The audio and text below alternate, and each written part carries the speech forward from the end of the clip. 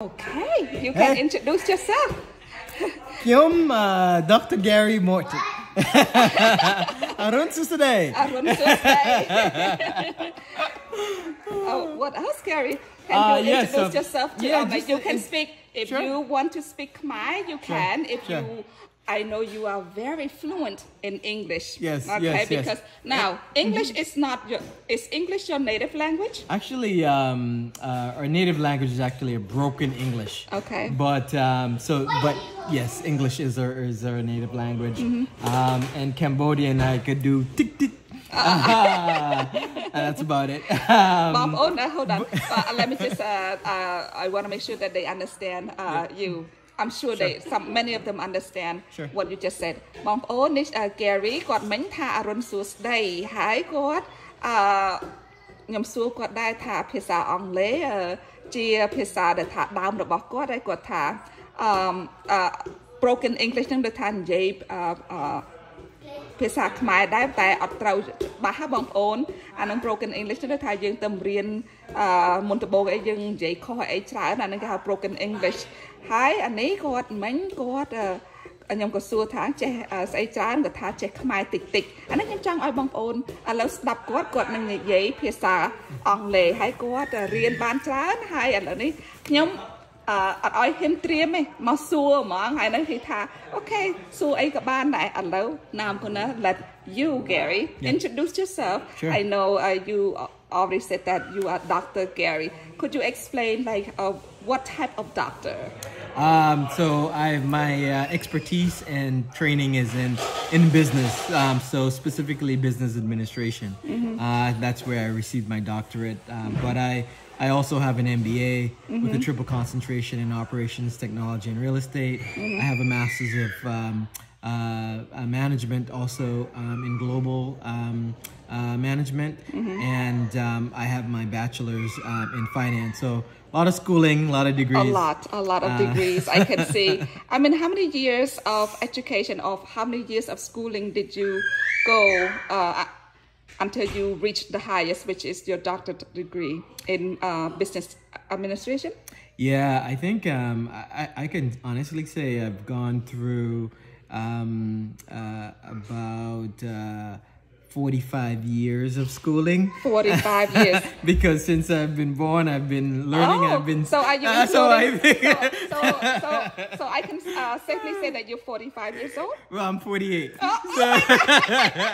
But you said ever since you were born, I'm like, okay. So I've just been removed from formal education for the last 3 years. But really, to your point, it's probably 48 because I learn every day. Every day. But I've obviously from a collegiate level, I've been doing a lot of formal education, and that's what you're asking. But informally is honestly, it's one of the best ways to learn. That's why I promote traveling and just engaging yourself and kind of immersing yourself with other cultures and countries, because that's the best. By far the best way to learn. Okay. But a little bit more about me. I'm from this tiny island called Montserrat. I don't think a lot of people know where Montserrat is. Even I myself, when my sister first told me that she met a man that she's gonna marry, and he's from Montserrat. Montserrat, I'm like, what? I was like, what Montserrat? Well, you're part of the 99%. Yeah. So, most people never heard of it. So can you tell us? I mean, especially the viewers who are following me and who want to know or who want to learn English, that follow my page. I have you know Sinone's Lifelong Learners, right? Yes. That's my Facebook page. Yes. And I want you to share your experience. How do you as a Montserratian, coming to this country, starting your education and career and stuff like that, how did you get yourself established? Yeah, so just to kind of back up and answer your question in terms of where I'm from in Montserrat. As I was saying, honestly, you're part of the 99%. It's only about 1% of the population that even knows where Montserrat is located. So just to educate you on that, and others that are out there, it's in the middle of the Caribbean. It's not even a dot on the map. It's less than 49 square miles, and it's next to a more popular island called Antigua, which most people might know. Yeah, I've heard of Antigua and songs. There's songs also Antigua. Right. But when my sister told me, this is like over decades ago, and she said, "Oh, Simone, I met this wonderful man, his name is Gary, and he's from Montserrat." I'm like, Montserrat? And she's like, oh, you know, Aruba, Antigua, you know, the Caribbean. I'm like, oh, well, I've never heard of Montserrat. I'm like, where is it? Well, you know, it's an island. So tell us a little bit more. Go ahead. That's where I'm from. I grew up there. I was, you know, I lived there until I was about 15 years old before I left. And came to the U.S. So you came to the United States in Boston when you were 15 years old? Yes. Okay. Yes. And what grade were you when you started school? I started school here in 9th grade. So I went to Boston School. It's called Hyde Park High School. It's public school. And that's kind of where I started. For me, did they put you in like ESL classroom or something like that? No, they did not. Actually, it was more advanced because in the Caribbean, you actually start what's called secondary school, which is kind of like high school, but at an earlier age. Oh, okay. Right? And so, you know, actually, because of my age, is why they put me in 9th grade. But in terms of education, I was at the 12th grade level. Wow. And so the work came very easy to me. Okay. Because I did it already. And so I wasn't seeing it for the first time. I think you are more advanced than I think for most Montserratian it would have been easy because they're doing it for the second time. And if you know, because you know, there would have been 3 years ahead of where most 9th graders are. And that's positioned me well for success. But beyond that, there was some learning that I had to do because, or history as an example is very different. In the Caribbean, we're learning about Caribbean history and slavery and Caribs and Arawaks and so forth, and the Indian culture that inhibited, the Caribbean. But here you're learning about American history. So that truly was new to me. And so I had to apply myself. Did you have any like culture shocks? You know, because most people like myself, when we first came here, there were a lot of things that were shocking to us, even though I couldn't really converse because my English was very limited, meaning I didn't speak any English at all. When I say very limited, meaning nothing at all. When I started here at 11 years old, you started at least 15 years old, but you were more advanced. You were more advanced from an education standpoint, but I still had shocks. You know, Montserrat is very different from Boston. How many people, the population of Montserrat, like how many? So currently the population is 4,000 people. 4,000 in that island. Yeah, exactly. So we've got, you know, very tiny. It's very tiny, very tiny. When I left back then, the population was 12,000, but because of the volcanic eruption and people having to evacuate. It dwindled to about 4,000 currently. Oh, wow. But it was a huge adjustment for me in that I've never seen stuff like escalators. I didn't know how to ride an escalator, like, you know. It took me a while to figure that out after watching a few other people. So watch and learn. How about language-wise? Did you have a hard time adjusting to No, not at all. The language Not here? Not at all. I grew up in a more affluent area of Montserrat called Richmond Hill. And most of the folks that lived in the area weren't of Montserrat descent. A lot of them were white and from other countries. And so, just having them as my friends, I could pretty speak fluent English at the time. And so English was never an issue. For me, it was more of things like climbing an escalator. And there's just norms. Like, you know, in Montserrat, everybody says good morning and hello. Very friendly, right? And very friendly and engaging. And when you did that here, people look at you like if you had like 10 heads or something. Like, you know, who's this crazy person saying good morning? So that was more of the challenge. That was more of the adjustment of the social norms were very different, and the and just the environment was different. Like, again, we didn't have escalators, we didn't have those kind of things. So it was kind of a watch and learn. Watch and learn. To be able to adjust. Now, you went on to get your higher education. How was it for you? Like, was it hard, going through school to obtain your bachelor and then your master and then your doctorate degree? Yes, it was. There's all kinds of different hurdles and challenges along the way. First, for me, was exposure. And so it was until I got the right mentors and so forth that gave me exposure to the different colleges and universities in terms of what I aspired to do, was kind of the first hurdle, because I didn't know what I didn't know. And until I saw it, I didn't know what I wanted to go for. So exposure was huge in getting over that hurdle. Then it was, I got accepted into actually a few different universities because my grades were good. Again, I was doing the work for the second time, so it made it easy, and so I performed really well. But then I didn't have any money. Okay, so how did you get financial aid? Did you apply for financial aid, or how did you get the funding or tuition to pay your way through college? So I did get a few scholarships, and of all the universities that I got accepted to, Bentley University actually gave me the most money. So I knew it, had a good reputation, but I got accepted to BU and Northeastern University as well. But I just didn't have the money to go to any of those ones. And, so you went to Bentley because they gave you the most. They gave me the most money, and they had a good reputation.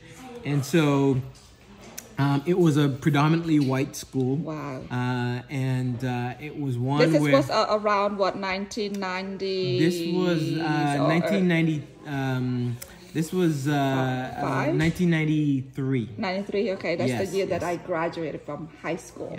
Oh, 1993. So I started Bentley in 1993, Bentley University. It was Bentley College at the time. And that was a huge adjustment because already I had adjusted to, coming to America, if you will. But then now I was living in a predominantly black, predominantly Caribbean community, which made it easier. But now I was having to adjust one more time to a predominantly white community. So it was another huge adjustment. That's how I ended up going to Bentley. But I had certainly a lot of challenges. Some of the challenges that I have is the limits that I put on myself, because kind of growing up, we always were positioned to think that folks who were white were smarter or better or what have you. I almost thought like, oh, how am I going to compete against these folks because they're already better than me? Whatever, what's that word? Preconception? No. I had bias against my own self. But I quickly learned that was a false bias. And I'm glad you learned that, actually, to be honest with you. Because I found myself performing better. than Is it because of the effort? Like, you think that you are not, like, because you think that they are better than in terms of smart? That you meaning worked harder, study harder, in order for you to excel? Well, one of the driving motivations is that knowing the background that I came from, I know that I couldn't fail. I knew I had not only a family to represent in my mother and my father who didn't have much educational opportunity and wanted me to seize that opportunity, and I couldn't let them down. They did everything they can to get me to the United States, and so I had to succeed from that standpoint. But beyond that too, I also had Montserrat to represent. It was, no one's ever heard of Montserrat. This small community or island. I had to succeed for my country. So then I had a whole village behind me, if you will. And, that drove me. So you have I was driven by that, definitely, and like then, you shoulder a yes, lot of... I was shouldering, you know, a huge island. And family and all that, and you know, I was the first in my family to go to a 4-year university, and again, for that reason, I had to succeed. But as I said, what I found is that I performed well, you know, better than my white peers, even, and so proud of you. I realized that, hey, I am just as smart, and it made me apply myself even more, and I was more driven to achieve the best that I could. And so I would, you know, sit at the front of every class. I would learn kind of how to navigate and how to be strategic. So when you were in college, you would try to be at the front, like close to the professor, so you can hear better, or why? I kind of have an idea, but I want the viewers.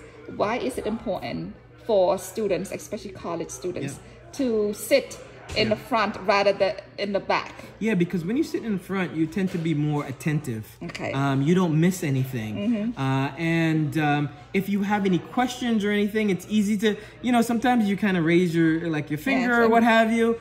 If you're in the back, they might miss you, and things go on. But when you're in front of the professor, you get your questions answered. And so, you know, that's part of it. The other part of it too is, you know, you just feel really more engaged into the conversation. And then also too is the perception that the professor have of you. You know, folks that you see that sits at the back, you know, they may perceive you, whether or not it's true, as less engaged. And so, you know, with a professor seeing you being more engaged, they may want to do extra to help you. So whether that's inviting a great advice. So the engagement with the professor. Yes, and the perception they have of you. Because if people have a perception that you want to do well, they want to help you do well. But if they have the perception that you might not care, they might not care to help you either. So that's huge, and that makes a big difference. The other thing is that, as I said, you have to be strategic. So there were things like... Could you pronounce... I'm so sorry. Can you pronounce that word again, like slowly? So the word is strategic. Can you give a little definition of that? So it's about having strategy. It's like, okay, if you want to get from point A to point Z, it's often not a straight road. And it's like, how can you best get to that Z position in the most efficient and most effective way? That's strategy.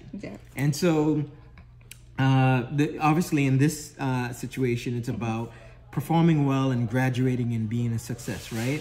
But, you know, it's not a straight road. You've got financials to worry about. You've got limited time. You've got new learnings to, you know, you've got people to navigate. And a lot of it is a lot of these things are out of your control to some extent. And so you have to be very strategic. So for example, one of the things that I learned is, you know, you can work really hard in a class and do poorly, and you could work really hard in another class, and because of a different professor, you can do great. So there's the ability to research professors, you know, before you take the class. And so a class... So do you do that before you go to every classes that you Absolutely. So you research, you find out about that professor, what his or her preferences, or... I would. You would? I would actually research the professor. And you know what, Gary, I have to admit, I didn't do that. I went into my classes in college blindly. Blindly. No. I should have, to be honest with you, I should have researched them first. I mean, you should... If you're hiring anybody, you should research them. No, but if anything you're doing in life, you gotta research. And you've got this person that's gonna make the biggest difference to what's going to be your final grade, which is gonna translate into how much money you get. It's gonna translate into what career you end up having and who gives you a job off. So you've got to achieve the best result, and in order to do that, you want to, make sure you're going with a professor that's not going to make it even that much harder. so that your effort gives you or positions you to get you the best grade that you possibly can get. Okay. And Gary, so, not to cut you off, I was just wondering now, when you were in schools for those years for your bachelor, master, and doctorate degree, did you have any professors that giving you a very hard time, like very challenging? Yes, I've had a lot of professors that were super challenging.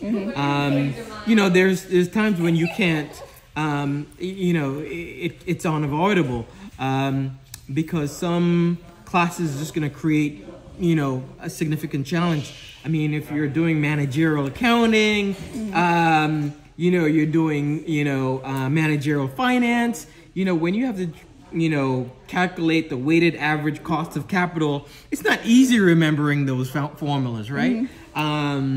But there's tricks to doing that. There's things that you can associate it with other things that you're going to remember. So again, it's about being strategic. There's a strategic way to learn, and everybody have a different way that they will retain things, and so you have to find, you know, what strategy works best for you. So strategy is important in a lot of different facets to achieving success. Gary, Dr. Gary. I have to apologize. I'm used to calling you Gary because you're my brother-in-law. And I've known you Call before. me whatever you want. I've known you before you become a doctor. You call me Gon, Bong, brother, whatever. Brother-in-law, whatever you want. Call me now. The job that you are working at, like the company, could you tell us a little bit about where you work? Is it okay? Yeah, of course, yeah. Okay. So I you know, I'm a Caribbean person. I have more than one job. My main job, as it is today, is that I've worked for an insurance company, Liberty Mutual Insurance, who I've worked for the last 18 years. 18 years. Yeah, so a long time. And almost the same years as me teaching at the same school. Wow, well, going that's to a long be my time. 20th year. That's a long time. Yeah. That's a long time. Yeah. And I've worked in a lot of different areas within the company. That's a blessing to be able to do that. But again, I got really You're good very training. loyal. You're very loyal. At 18 years. Not only is it because they're treating so you the very loyalty, well? the loyalty kind of goes both ways, right? It's you know, because people get laid off all the time and so forth. So it's not just a one way. It's actually kind of a two-way street. And so for me, going to a school like Bentley University, which is predominantly white, going to a predominantly white corporate environment, I knew how to be strategic to be successful there as well. That word there comes again, and then able to strategize yourself and able to know how to walk. Exactly, exactly. Again, I asked your wife to bring awesome. She's the best. Bring water. She's the best. I whispered to her, like, go bring some water. Here you go, babe. Thank you. Okay. Yeah, so you know, you've got to be strategic, and that's how I've succeeded for 18 years in a corporate environment.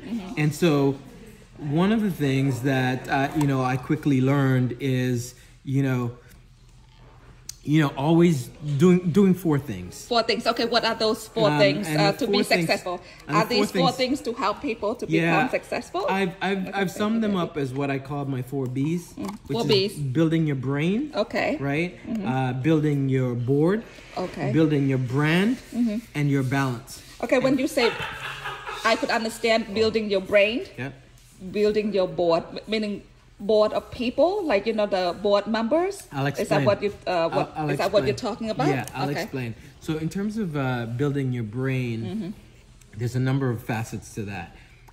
First of all, it's always looking to learn, having a growth mindset. Okay. Right? Growth mindset. Exactly. I like that. Okay. Exactly. Growth and mindset. So there's a lot of different ways you can do that. And one of the best ways to learn is to ask questions. You know, you add a lot of value to any corporate environment, any environment, for matter of fact, when you ask questions, because then it gives everybody. Wonderful. I'm so happy that I'm able to ask you questions. I think and I hope that many of the viewers who's watching this will learn from you, because you say the 4B and what you are explaining right now. Even I myself, I need to know this. I need to learn this, and I need to hear this from you. Yeah. Okay. So building your brain. Yes. Okay. So you have to build your brain, and one of the best ways to do this is ask questions. There's no stupid question, and often when you ask a question, it makes others think, and it allows everybody in the room to learn. And so that is very important to building the brain. And you create a lot of value that any corporate environment is going to want you to be part of, because you're going to be adding value. Okay. The other is, what I would say is like, you are what you eat, you are what you read. Oh, okay. And so you should be an avid reader. And reading such as what kind of literature, what kind of materials, and that's why I said just so I say you are what you eat, it's all what you read. Like if you're eating bad stuff, you know, you're gonna become unhealthy. If you're reading bad stuff, that's the same is true. So you've got to read things that is going to build your brain. Okay. So the Wall Street Journal, reading books that are going to build you from a competence standpoint, from a learning standpoint, from a personal growth standpoint. Look to do those. You know, reading books about skills that you're going to need to have, like negotiating skills and so forth. Okay, negotiating. See, that's one thing that I myself need to learn how to negotiate. I'm the type of person, like, you know, like I wear my hearts on my sleeve. People can tell me right away that I'm interested in that item or that the merchandise, and they know that I am so into it that they're not gonna low down their price. How would you negotiate? Well, here's the thing. Everybody is learning, you know, how to negotiate the minute they get out of the womb. So even as a baby, they know, like, if they cry, they get more of something. That's natural instinct. And so that's a negotiation. That's instinct. It's right. Yeah. But we are learning to negotiate all the time. The difference is about how to be strategic. About negotiation. That's like the word again. What goes when, you know, and knowing kind of the different phases, because, you know, negotiation has 3 phases. It has a beginning, has a middle, and it has an end. Okay. And it's like, what strategy do you apply at what time, and what counter strategy for when someone does something? What are the things that's going to counter it to, you know, put you in the best position, but still walk away with them feeling happy and feeling good. Okay. Keep on going. So that's and we're still on the brain. Yeah, on the brain. And we're still building the brain. And then the other piece to building the brain is as I said, is traveling. Okay. Right?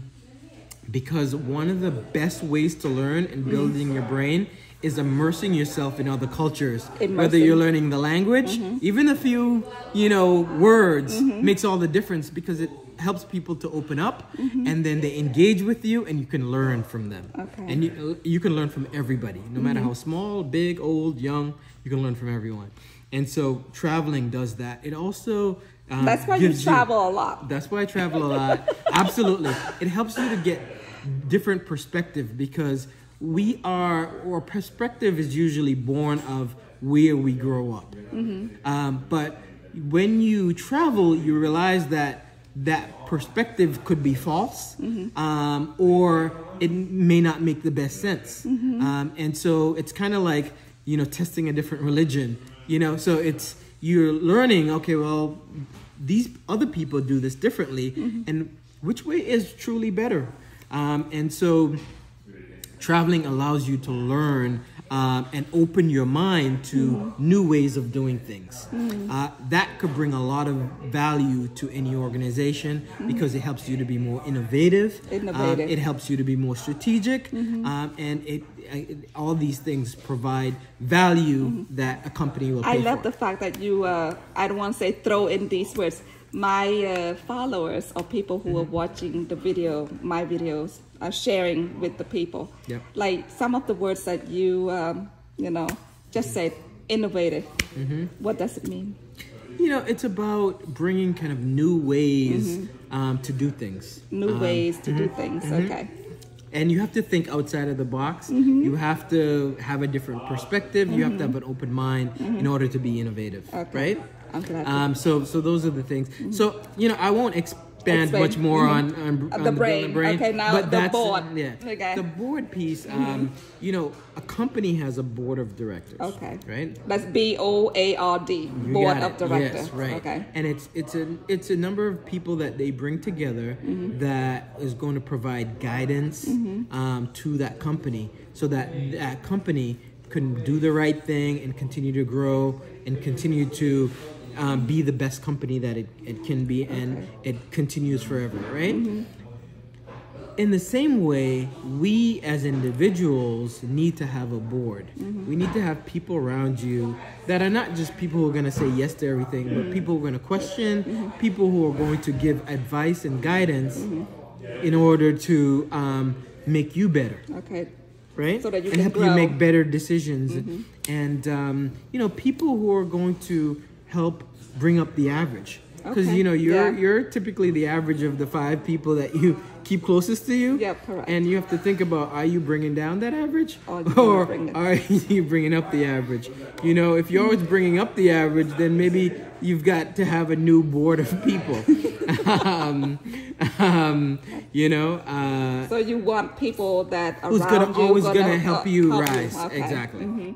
The other thing in terms of people who help you rise is not just having mentors, because a lot of people know to have mentors, and it's absolutely great to have mentors. Everybody should, because that gives you exposure. Those people you can kind of just talk to about anything, and they can help, and they could be part of that board, right? But you also need sponsors. Okay. Right, and the difference is how would you get sponsored? So, I know with businesses, like if you have something that they want.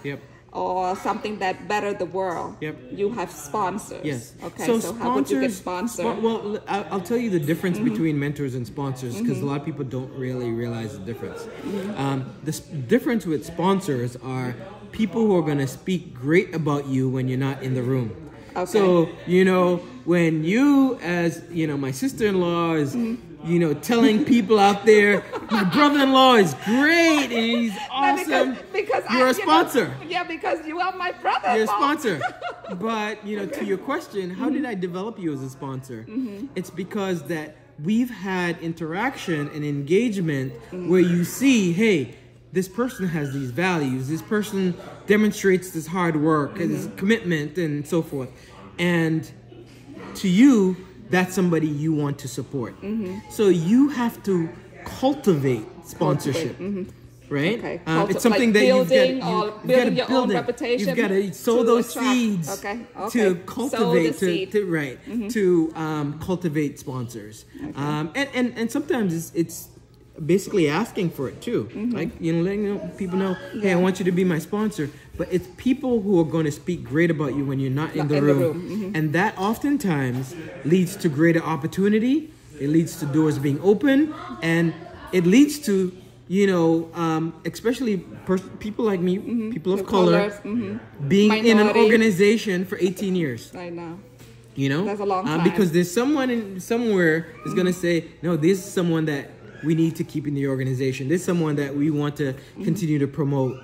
And it's not up to me. It's someone else who's saying that about me that's going to really, really translate into exactly. And so you have to have sponsors. You have to cultivate sponsors, right? That's part of the board, right? The brain, the board. Okay. Right. And then in terms of brand, of building your own brand. Brand is important. It's because it's how you carry yourself. Okay. You know, it's how do you conduct yourself every day. Does it include like your professional book? Yes. Okay. So, you know, you've got to, there's to some extent, you've got to be your authentic self. And that's more of kind of the way of doing things today. However, at the same time, you have to think about, look, yes, there's times when you got to wear your blue blazer. Okay. Because you know based on how you dress and how you look. Can I interrupt you? I'm going to tell you one this. Okay, go ahead. Before you even, you know, open your mouth to say a single word, people make perceptions of you. And so the way you carry yourself, the way you look is important for you to even get the opportunity to speak. Okay. A long time ago, I met this person and she said to me, like, she knows you, and she said, you know, if you don't know Gary, you would think that he's a bum. I'm like, really? Why? I mean, I always seen you. I've seen you both in your normal clothes and also in your business attire, how you dress to go to work. I'm like, really? She said, yeah. If you see him on the street and he's not in working clothes, you think that he's a hobo. What was that? What's that expression? I have no. I'm like, homeless. I'm like, oh, okay. I'm like, oh. So now when I see you sometime, you know how you try to fix the house and stuff like that. I'm like, oh, okay. Now I got it. What I like at first I didn't have that image because I didn't. You know, they see that yet. But then once I, you know, come over to the house to see visit my sister and I see you in your, and I'm like, okay. So to your point, what you have to learn is how to code switch. Code switch, okay. Right? Code switching. So if I'm fixing a house that's for me, then yes, you know, I've got my paint all over and whatever, because that's what I'm doing and that's what I'm focusing on. But I know if I go to a corporate environment, I can't wear paint on my clothes and all that stuff because it'll just erode a bunch of opportunities that otherwise, you know, would have. And so you have to what you call code switch. So you have to know what is the right approach for the right environment. Okay, building your own brand, right? And your brand is so you your representing. Brand have to show up in the right environment. Okay. And so whether it's wearing your blue blazer or you know, whether it's issuing an attitude of confidence. Okay. That's also part of your brand. Like people know, hey, you're someone who's gonna come and he's gonna bring energy every time. Like, oh yeah, Gary's here. You know, the environment is, you know, so make it part of your brand. If that's, you know, who you are, make that part of your brand. You know, you've always got to issue confidence because people like people who's confident, and that's going to open up doors. It's going to give you opportunity. The other thing is, you know, and I said this too, is how you carry yourself. That is also part of your brand. And brand is critically important to people having the right perception of you, because then you're top of mind when certain opportunities come up. Like, hey, if your brand is being a finance guy, when a finance opportunity comes up, they can say, hey, you need to call Gary. Yeah. Right? They know right away. If your brand is real estate, they're like, oh, I've got a house to sell. Call Gary, right? I think you build your own brand with a lot of branches too. Yes. So, you know, I kind of alluded to this. Hey, good night. So I alluded to this earlier. As being a Caribbean guy, there's a lot of different hats I wear. So Liberty Mutual is one job, and you know, currently I'm a director there. But other jobs that I have is my own kind of entrepreneurial endeavors, and one of them, which is part of a passion that I have, is real estate. Real estate, okay. So I'm a broker and owner of a real estate company in Boston, real estate professionals, and I'm also the owner of Chez Mango Villa in Montserrat. Yes, we know about that. So that's kind of more the hoteling piece, if you will. So I hope many people have seen, like, because I've shared your Chez Mango's Villa at the Montserrat a few times with a lot of my friends, and I hope, to be honest with you, some of them will reach out and book your villa, because I know you made a lot of expansions in your property. So that's part of the brand. Like anytime they want to think about going to the Caribbean, you know, going to a paradise type of island, anytime they think about, you know, wanting to get some relaxation, some tranquility, magnificent views,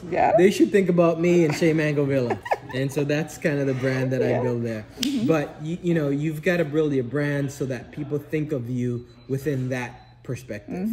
And then what's the last B? Because you have 4 B's. Balance. Balance, okay. Balance. Is that balance between work and home life, or balance of what? Yeah, so when you think about that, you know, you're like how you move your hands. It's like things are balanced.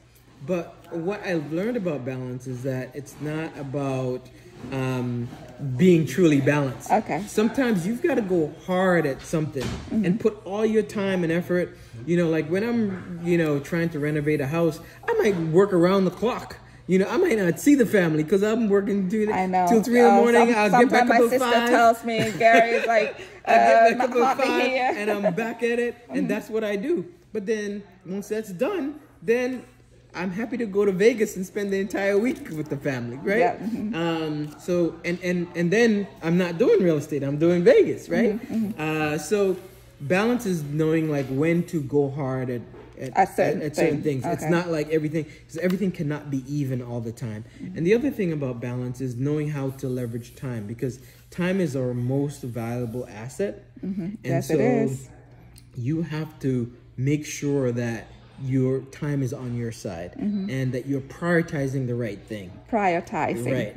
And so, you know, some of the things that you do always have to prioritize is faith, and you have to prioritize family. But you have to be smart about how you use that time. And one of the books that I read was this book called Attack Your Day. Okay. Which means of that fact that, hey, you're going to focus on these top 3 things. Okay. Attack your day. There's That's a million things title. that you could be doing, right? But you have to think about, okay, what are are the 3 things? What are the things that are going to make the biggest difference?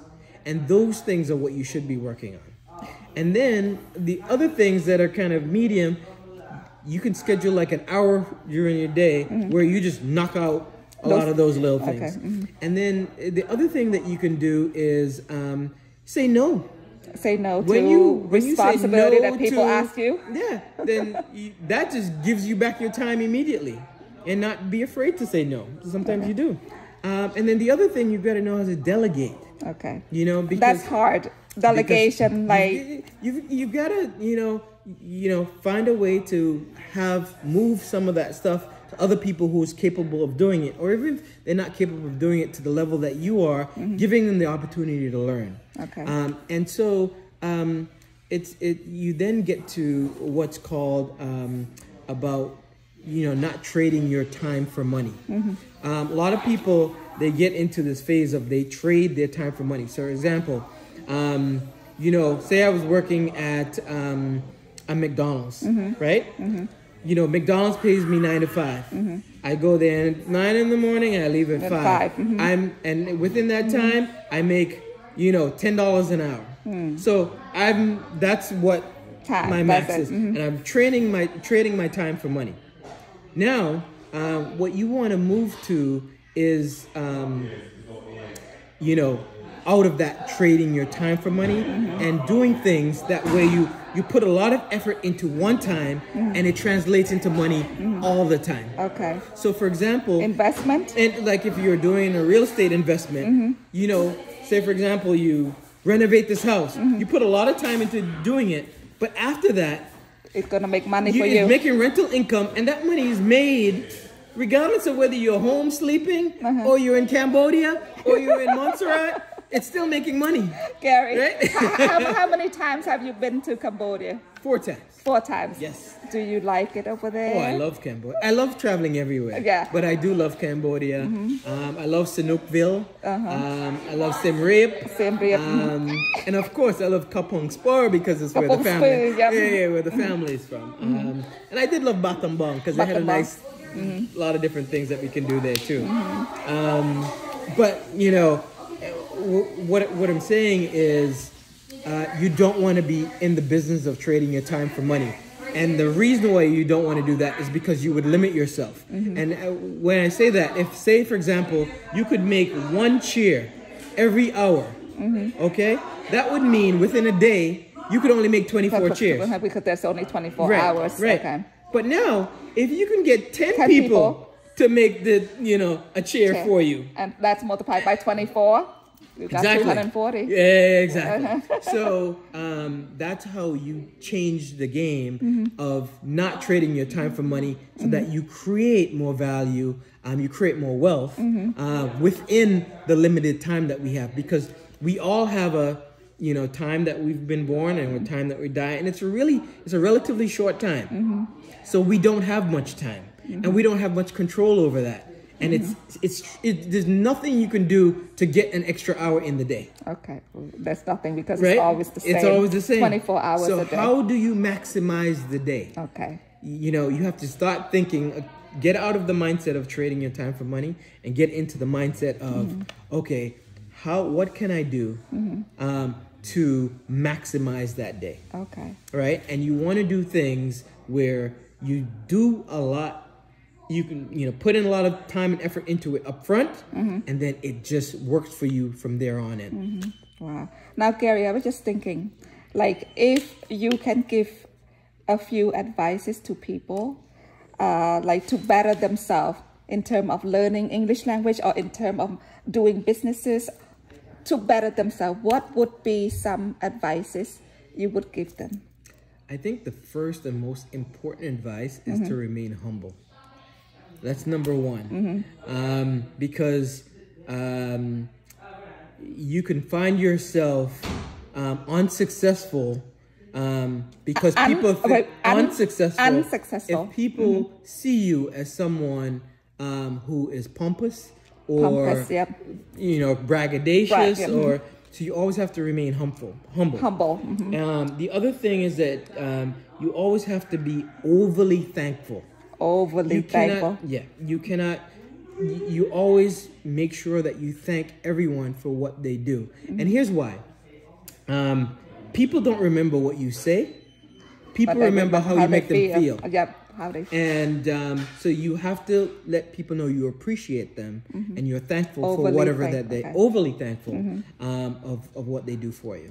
So those are the really the biggest life lessons that anyone could embrace to be successful. So be humble and overly thankful. Any other advices? Oh, there's tons. We'll be there all night. Okay. Now I'm gonna switch back a little bit. I know you are into business because that's what that's your career. I'm gonna ask you as a person who's a teacher. Okay, that's, you know, my profession, and many people know. Now, if someone is trying to not master but to be proficient in English, what would the advice be from you to them? I would say that, you know, to be proficient in anything, you have to practice. Yeah. You know, it's about repetition. You know, I think there was a book called 10,000 Hours. I don't know if you've ever seen it. No, I have not read that book. And it says that if you do 10,000 hours, basically the concept of the book is, if you do anything for 10,000 hours, you become very proficient at it. And the kind of the takeaway there is that you have to keep practicing, you know, and the more you practice, the better you're going to become. So if you want to, you know, be better with English, you have to practice. And practice can come a lot of different ways. You can practice by trying to engage with others who speak English, right? You can practice by, you know, watching the TV. You can practice by maybe playing some kind of interactive game. You don't have to do it one way. There's multiple ways that you achieve that, but you have to keep doing it. Practicing. Okay. My goodness, Gary. Yeah. How many minutes already that we've been talking? Now I have to say thank you so much for all of the great advices, all information that you gave us, the 4 B's. Yep. Okay. Build your brain. Yeah. Build your member. Your board. Your board. Your board member. Build your brand and your balance. Okay. Yes. And the other advices that you said when I asked you how can an English speaker, I mean, like a person who's learning English, can be better or more proficient, you said to practice. Yeah, and that goes for anything. Anything. Not just learning English. But anything that you want to be better at, you just have to practice. And if, you know, you do 10,000 hours of it, there's really a study that's shown that anyone who's ever achieved anything great, that's what they put into it. Okay. And if you want to achieve anything great in any area, you've got to put 10,000 hours or more into that. One last question.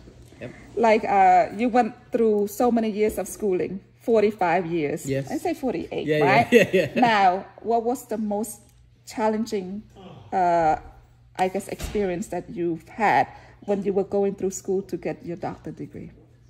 If you can recall, like the most challenging Well, when you're getting a doctoral degree, the most challenging piece is the iterative kind of process that it has. And so in any doctoral study, you have to write and rewrite and read and rewrite and read and rewrite. And editing, right? And you do that for 5 to 7 years. So again, you're putting in a lot of time.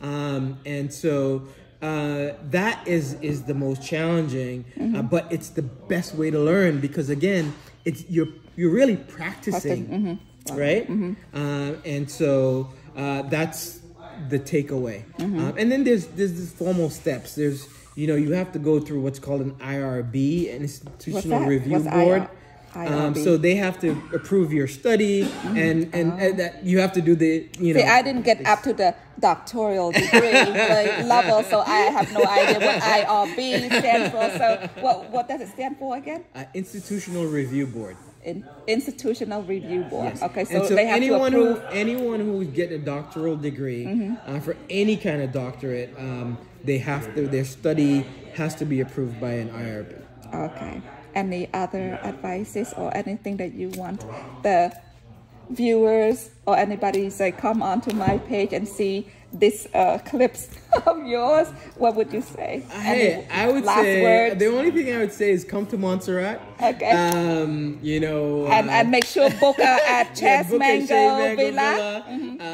That's for sure. And if you ever want your house to be sold or you want anything looking into buying houses, you anything real estate. If you got a good investment opportunity, that I don't have to trade my time for money. How about Liberty Mutual? What do you do? Like what kind of services?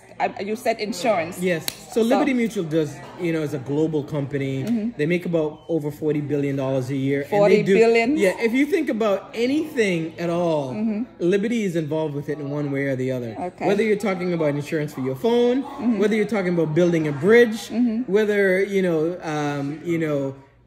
mopeds in Vietnam, most of them are somehow connected with Liberty Mutual Insurance. Okay. So there are it's a huge, and it blows my mind because I never even knew how expansive insurance could be. But it's a huge, and it's actually one of the less known industries that can provide a plethora of different career opportunities. Wow. Well, let me just get in the frame.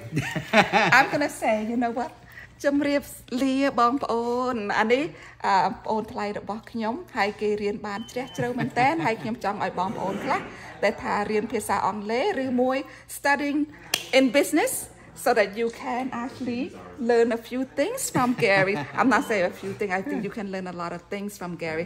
សូមអរគុណច្រើនបងប្អូនណាដែលថាចូលមកនៅក្នុងmy page. Akun. What else can you say? Just Akun. អត់ជ្រាបលាទេ Lihai. មកជ្រាបលាជ្រាបលាបងប្អូនអរគុណច្រើនហើយជួបគ្នានៅក្រោយទៀតអរគុណច្រើន Bye bye